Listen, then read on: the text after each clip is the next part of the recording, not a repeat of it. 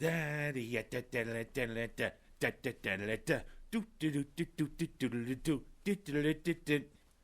right, I'm not practicing for Oktoberfest, nor am I wearing lederhosen. Well, I'm just doing that because guess what, Syracuse fans? No more Scott Shafer. That's right. They finally adhered to my wishes and they fired him yesterday. 'Cause you know what? When you're all talk and no substance, where does that get you? Yeah, he talked a good thing, and yeah, in ways I admire him. He's a nice guy. Yeah, but you know what? When you talk about it, but you don't deliver on the field, where does that get you?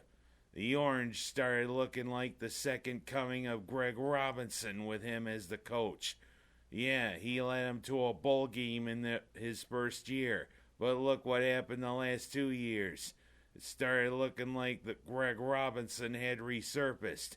And of course, you only go 1-7 in the ACC the first year, and you're about to maybe go like that this year. Hopefully, we'll get a victory Saturday against Boston College in what'll be Shaper's final game as the coach. But you know what? It's all Shaper was. All talk, no results. Plus a lot of the questionable decisions he had. Playing Eric Dungy when the game was already out of hand, getting him injured to where maybe Dungy's career may be over at Syracuse after just 1 year. Plus also against North Carolina State this past Saturday. What's with getting to the 1 foot line, then kicking the field goal? Hey, when you're a coach and you're in a major program, why don't you grow a pair and go for it? I mean, I admire what you did with Riley Dixon, having him fake punts, run or pass to get the first down on some of them. Those calls I admire you for. But you know what? It seemed as though you always misfire. Plus, Syracuse didn't seem to have some of the fundamentals down pat and some of the stupid penalties. Well, you know what, Shaper? Yeah, you had 3 years, but good riddance to you. Don't let the door hit you in the keister on the way out. And I mean, I think it's time to maybe look at who may be coming to the Hill. I mean, they've put out some flyers there about possible candidates. The new athletic director has strong ties to Scott Frost, who's the offensive coordinator for Oregon. And you see how explosive the Ducks' offense has been. Plus, Frost has got a great resume. He was the quarterback at Nebraska and led them to a national title. And he's got an explosive offense. And you see how the offense was for the Cuse. Maybe this Scott might be the frosting on the cake. Plus, former Syracuse quarterback Dave Warner might be a viable candidate. He's the co-offensive coordinator there for Michigan State. And you see what Michigan State did against Ohio State this past Saturday. Well, we might be welcoming Dave Warner back to the Hill. Also, Ed Ogeron has also been shopped around as a name. He was the one who took over a couple of years ago when Lane Kiffin was fired at USC. Plus, he's got viable ties to the West Coast. And he's on the hot seat down there at LSU, but some people are saying, would Les Miles come up here? Well, they're going to have to open the coffers to bring Les Miles up here to the Hill. But that would be a big coup if Les Miles could come from LSU up here. Oh, we'll just wait and see. And there's been even talk, would Doug Marrone come back? Ha ha. Yeah, he led SU for 4 years and he was a pretty good coach, led him back to respectability. But then he bolted to the Bills and he bolted from the Bills after 2 years. Well, we'll just wait and see. If Doug Marrone comes back, I don't know what to think. But anyway, Scott Shafer, it was good knowing you. Now get out.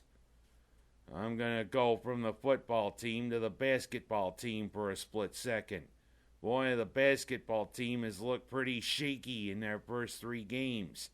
Just barely getting past St. Bonaventure when they let the Bonnies, lead for most of the game. Finally, they kick it into gear in the last few minutes. And against Elon University in their mainland game for the battle for Atlantis. Boy, they had a lot of trouble with the Phoenix. Boy, that Phoenix could almost rise from the ashes. And they gave Syracuse a pretty good run. Well, we're 3-0, but a shaky 3-0. Plus, this Thanksgiving holiday, we're in the battle for Atlantis. Our first game is tomorrow against Charlotte.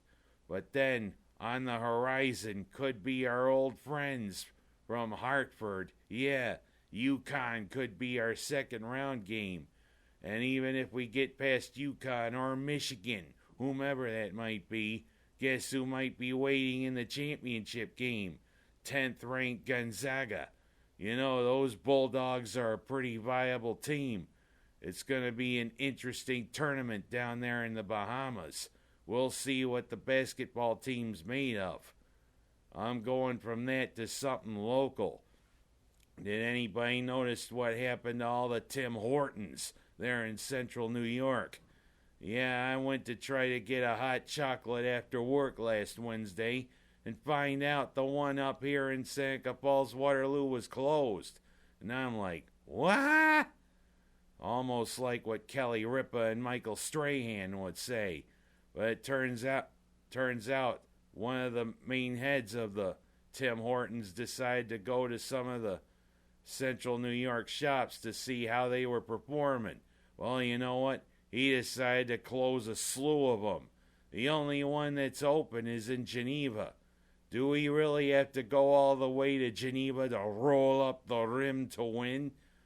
Well, Tim Hortons is one of the big chains up there north of the border, founded by the former Toronto Maple Leaf and Buffalo Sabre great. And there's a lot of them around Buffalo and a few of them still around Rochester. But now, for your Tim Hortons picks, you have to go to Geneva or you have to go to there. Of course, Dunkin' Donuts has the better coffee. Tim Hortons, I think, had the better donuts. But what the hey? Oh, well, people are going to miss Tim Hortons around here. I don't know if they're going to be coming back around here. And I'm going to quickly talk about what's going on with the 5 and 20 going through Waterloo. They've reduced it to 1 lane going through Waterloo, when it was 2 lanes either way going through Waterloo. You know what? Big mistake. Now it seems as though when you go past Bonadent, you have to merge into 1 lane. And of course, you got some nut'll say, I'll merge with you, come on here. Then you get behind some grandmother tooting along at 20 miles per hour. And you're like, move your ass, move your ass. Oh, I don't know how long that's going to be. It's probably going to be a while. But I don't like the way they did that. Just 1 lane going through Waterloo. Oh, well. And I'm gonna close by saying it's that time of year where we give thanks. Yep, Thanksgiving holiday is upon us. And right now, I want to say a prayer for all of those turkeys that are about to be sacrificed. Pardon my hair here.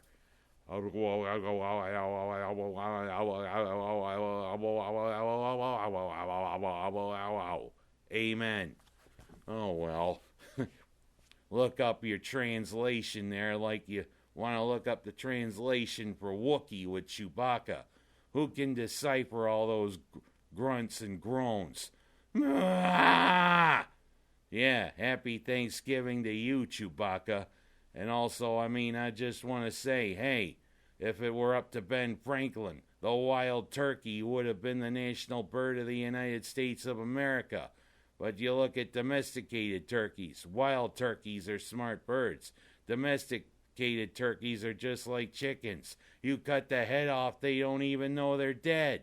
Just walking around, say, your head is off. Yeah, but I ain't dead yet. And also, They're so dumb they'll stick their head in a bucket of water, drown themselves. What's the matter? That turkey didn't want to live. It wanted to sacrifice itself before the axe. Oh well. Bring out the turkey, bring out the pumpkin pie and everything. Or if you're Charlie Brown and Peanuts, bring out the toast, bring out the pretzel sticks, bring out the popcorn, bring out the jelly beans. It's Thanksgiving. I'm Ken Haas, and that's my rants for this week.